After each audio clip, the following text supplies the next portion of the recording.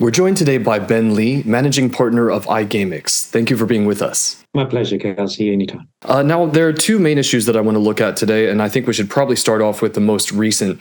Earlier this week, we found out that the Star Entertainment Group is going to be facing yet another inquiry. They're calling it Bell 2. There were some media reports which said that the Star's management was totally caught off guard by this new inquiry. Do you think that that's true, or did you think that they had any expectation that this was actually going to be happening? Well, I think that move by the New South Wales government caught a lot of people by surprise. To have to initiate a second royal commission when their own government-appointed special manager is still in there, it beggars belief as to why a second royal commission is required when they have their own people inside monitoring developments inside, unless, as they say, that Star has shown absolutely no sign of trying to resolve the issues that were pointed out, the problems that had occurred in-house. So the whole structure, there are two possibilities, Kelsey. One is that the structure is so inherently rotten that whoever they appoint to run it, and they recently appointed a new CEO, and despite the fact that the government has a special manager in there, that they're not able to overcome the structure that has been set up. That's possibly number one.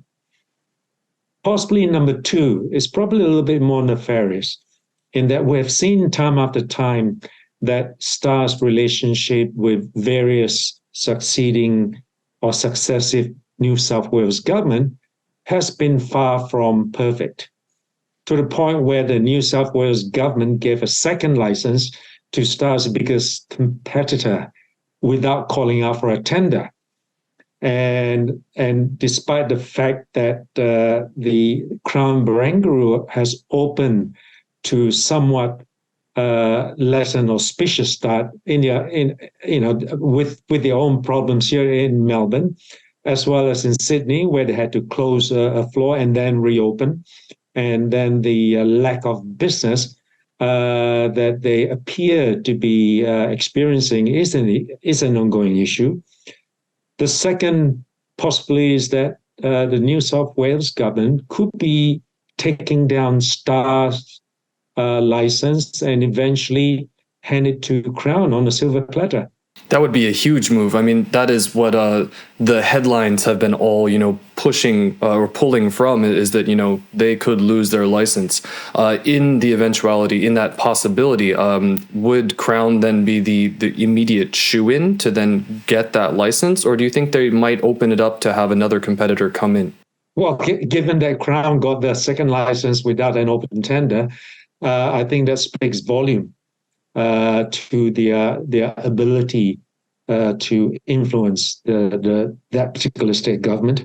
And I think that if Star was to lose if Star was unable to regain the license, then the natural, logical step would be for the state government to consider Crown taking over Star's operation. They will probably sweeten it up for the public by saying, "Oh, look, we've got all sorts of conditions. They're going to give us more tax. They're going to generate more employment, etc., etc." I say that's probably a higher probability than the government actually holding an open tender. It's a distinct possibility. But I give Crown a higher chance of likelihood of getting that property. Now, just the calendar of events, the way that this is all played out has been very interesting, because a few days prior, or even a day prior to the announcement of Bell 2, the Star had announced that they had reached, the final agreement for the tax levies, the new tax levies by the New South Wales government, which required an employment requirement and also a cashless and carded gaming trial. When we had spoken quite a while ago, you had right after they mentioned that they were laying off 500 full-time employees, you had mentioned that this was a poker game fraught with risk. Now, looking how everything has played out, do you think that they won in any way that poker game? Because both sides are very contradictory. They're saying, okay, here you can have lower duties, but then also you might lose your license. Yeah, basically, to use a poker analogy, the state government basically called their bet and won the pot. So not only have they secured an agreement to increase tax revenues, to guarantee a certain number of jobs, they have an even bigger sword hanging over Star. And, as I said, it's beyond imaginable that they would exact all those concessions from Star and yet hit them essentially with a back of the head smack that says, well, that's not enough. That's more. Mm-hmm. So it's a very unusual move. And and again, at the risk of repeating myself, I see a behind the scenes move to actually strip Star off their license and not give it back. Aside from the jobs guarantee, they did push the Star in Sydney to basically roll out the cashless and carded play before it's going to come into effect statewide. Why do you think that is? Because they can. They basically have Star by the proverbial, whereas with the other, we call them pokey clubs, is not their ongoing commercial operations. The state government and the regulatory authority have to treat them like basically partners and negotiate a timeline for them to introduce those measures. Whereas with Star, it's a case of, well, if you don't do this by this time, we don't give you a license back. But having said that, they have agreed to do it, and yet we now have this latest outcome. Mm-hmm. It's unimaginable. So the legal problems and the regulatory problems are not the only issues that the Star is facing. I mean, they had anticipated before that just the duty increases would cost them something like $1.11 billion. And they've already had to go through multiple equity raising initiatives, raising hundreds of millions to try and support not only that, but their build out of Queen's Wharf, Brisbane. They've pushed back the date for that, the opening date for that constantly. They've had to get their other partners, Chow Tai Fook and Far East Investments, more involved and injecting more. How do you think that that's going to play out? Is it going to be opening on schedule? Are they going to need more money? Could a potential loss of their casino license then have a big impact on their Brisbane property? Obviously, it would, because it would impact their ability to raise more financing for the Brisbane property. The one thing that has always been on the cards, but for some reason nobody seems to be interested, is for a white knight to come in. Now, there was somebody who came in, was a local entrepreneur, but that seems to have gone quiet. And I don't think he has the ability to provide the sort of financing that Queen's Wharf requires. So the other possibility is what happened to Crown, i.e. for a big international, multinational fund to come in. At one stage, we're looking at Warburg Pincus, but Warburg Pincus is only playing around Asia. They don't seem to be interested in Australia at all. And there probably are the big multinationals, but I have not heard of anybody who is conducting due diligence into Star. The problem with Star is, and I don't think this announcement of a second Royal Commission is going to improve their attractiveness to any potential acquisitor. It is looking like more and more it could be a poison chalice. And with regards to Brisbane, at once now, what's affecting them in Sydney does not appear to be affecting them in Brisbane at all. On the reverse, At one stage, I believe the Queensland government announced that they would appoint a special investigator to look at their partners, i.e., the Charter Folk / Far East Consortium. That investigation seems to have faded away. And one could only surmise that the Queensland government has decided that if they were to if the investigation was to result in an adverse finding and that they would have to disqualify the partners, that the whole project itself could fail. And so they appear to have made that investigation go away. It's a definite case of too big to fail. So in all likelihood, I don't think Star will have any problems in Queensland. Their problems appear to be relegated to the state of New South Wales only. But let's go back a little bit. We did just have the Chinese New Year period, which was very exciting for us, particularly in Macau, but also for the diaspora around. But Macau was just flooded. It was almost, I think, something like 1.5 million tourists came during the Chinese New Year period. Looking at infrastructure, looking at hotel room availability, is that sustainable? I think that question should probably be best posed to the local residents who have had to put up with the overcrowding and the lack and the inability to get around on public transport over those occasions. I think that's a more poignant question for them. But having said that, I don't believe Macau can sustain that level of traffic on a daily basis. So thank goodness it is only during the golden weeks that happened.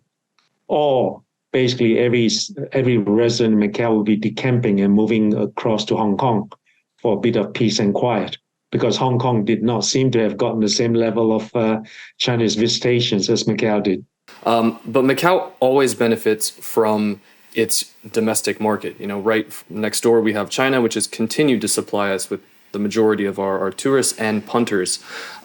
The other regions aren't benefiting so much. How much is what do you think are the main factors which are influencing the lack of Chinese visitation to the Philippines, Vietnam, and so on?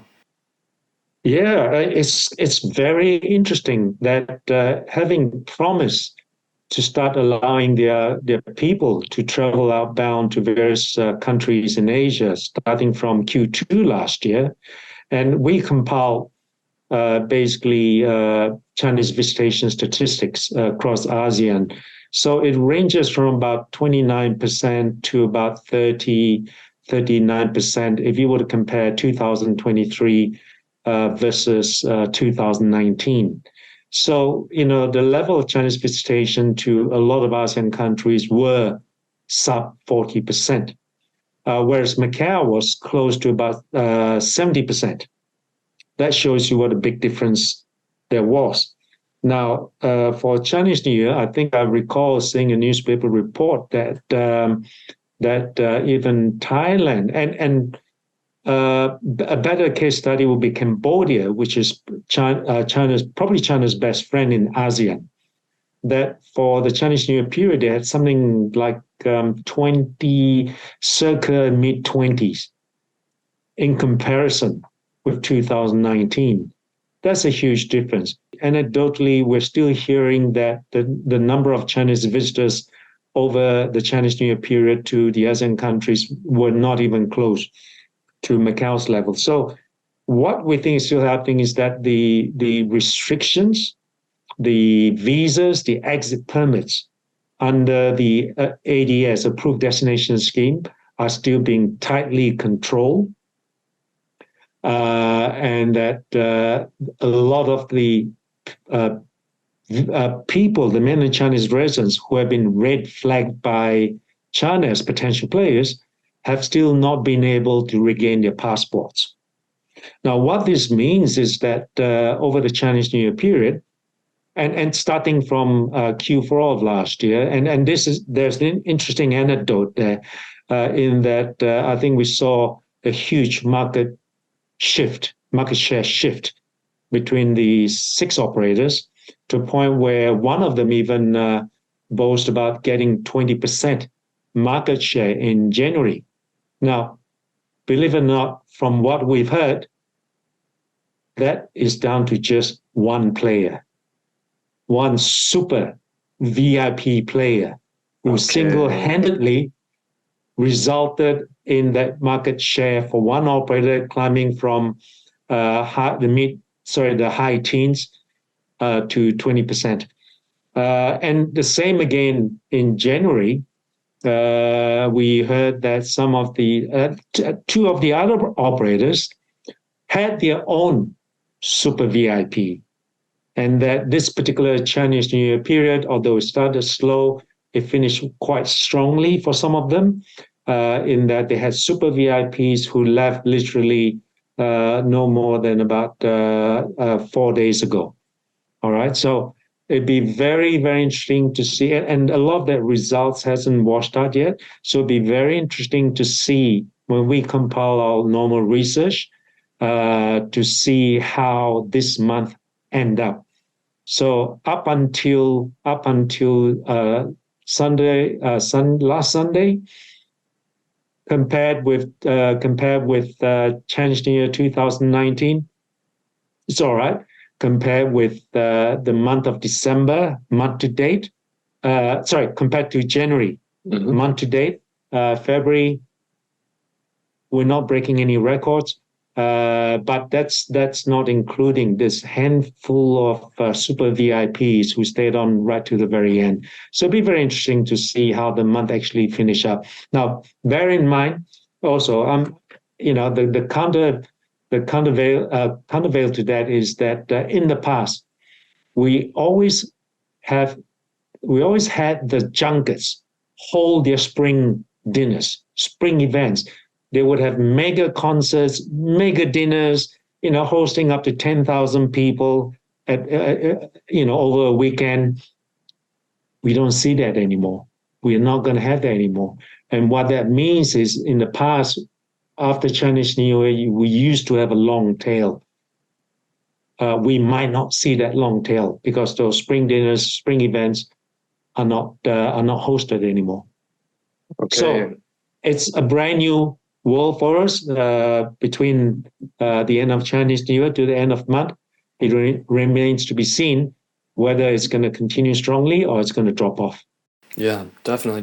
In regards to the mass play during Chinese New Year, do you think that it kept up with expectations? The mass play, yes, it was quite strong. So yes. All right. And I mean, a lot of the analysts right now are saying, February will be relatively flat. Do you think we can expect anything beyond a single-digit uptick from January? Well, in fact, our forecast, we normally give a range. We don't give an exact, precise figure. Our forecasted range is actually to be below January's. On the positive side, when I mentioned that the players are still not able to travel to the rest of Asia yet, that's actually a huge boon for Macau. They can't go elsewhere to play. They come to Macau to play. And that's what keeping our figures up at the moment. In regards to that, into the restricted list of people, do you think that in particular for these Golden Week periods, it's of even more importance to restrict them from traveling? And does that mean that potentially throughout the rest of the year, they would loosen up a little bit of those restrictions on those punters in China? We expect China to loosen up those restrictions in the second half of this year. At some point in time, they do have to keep their promises to the rest of their ASEAN neighbors to let more Chinese travel to those countries. They can only procrastinate for so long. The overall for what we're seeing in Macau in terms of the 6 operators, you'd mentioned that one in particular boasted about 20%. Were there any other major shifts aside from those 3 that you'd mentioned before? Do you see anybody at the bottom coming up a little bit more that you would have expected, that you would not have expected to? The interesting thing is that Melco, which used to be super aggressive and used to seeing a very high market share, have actually softened in their market share. And this seems to gel with some on-the-ground chatter that we've been hearing about what's happening internally. So be very interesting to see if there will be changes, maybe probably towards the later half of this year. Would that be because they're trying to refocus their efforts more to Macau? Because they are spread in different jurisdictions right now. Or would that be more management style changes? I think it could be a combination of both management changes as well as strategy changes. Melco's properties in Macau, whilst the Morpheus is visionary, the programming of their properties have been less than ideal. The retail and COD and particularly Studio Cities, the non-gaming aspects haven't really taken off in any spectacular fashion. With the absence of the House of Dancing Water, they really are missing something in their offering. And as I alluded to, on-ground chatter is that there are possibly changes that are on its way sometime in the second half of this year. All in all, I think it was a very interesting Chinese New Year period. The roar back definitely did happen in terms of the tourism. It remains to see, what these actual results are going to be for GGR. So that February GGR is going to be something we're keenly keeping our eye on. And we'll definitely be back to talk more, both Macau, Australia, and regionally. Ben Lee, managing partner for iGamix. Thank you very much for your time. Thank you, Kelsey.